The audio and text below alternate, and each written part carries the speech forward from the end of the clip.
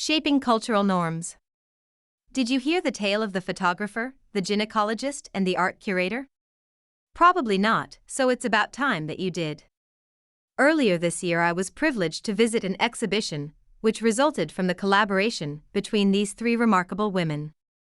Titled Flesh After 50, it all started with Martha Hickey, professor of obstetrics and gynecology at the University of Melbourne. Martha was frustrated that she couldn't get through on the importance and meaning of menopause.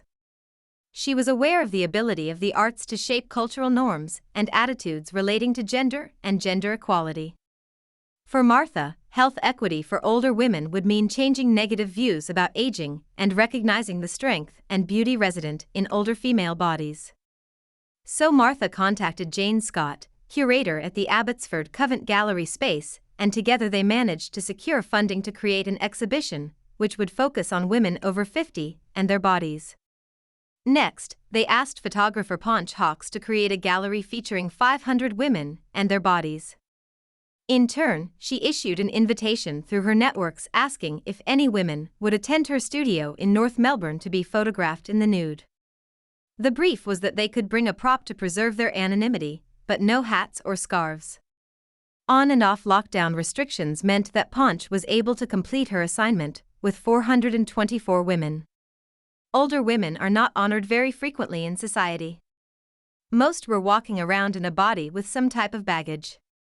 Importantly, Ponch was able to provide a safe and respectful environment for the photography sessions.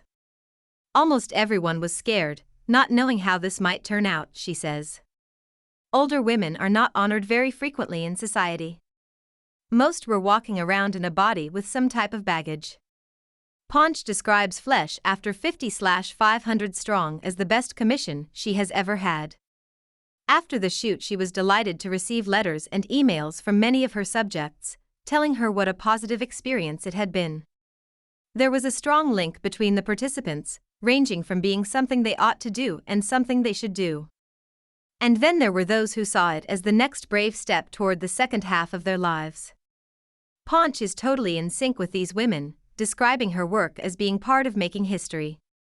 A rebellious act. One story shines. It's that of a woman who had been a long-term victim of domestic violence. Her husband had died just 6 weeks before Ponch took her photograph. After the shoot, this subject kept in touch.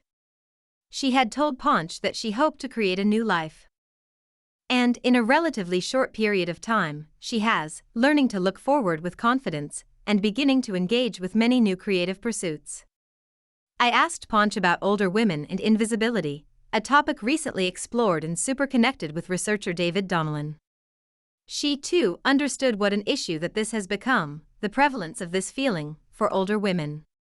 But she also noted and celebrated those who stared down invisibility, and responded through exercise and other forms of physical activity, building strong bodies and strong minds for and in their later years. I've got a new motto, and it's yes. There are many insights to be discovered in the Flesh After 50 exhibition. You really do need to see it for yourself to find your own answers. You can download the exhibition catalog here. Ponch's work is striking. We're sharing, with her permission, some images below. The exhibition also showcases the work of many other artists. And the words of many women who are aged over 50. Uplifting quotes abound. My favorite, I've got a new motto, and it's yes. I'll leave you with that thought in mind. Written by Kay Follick.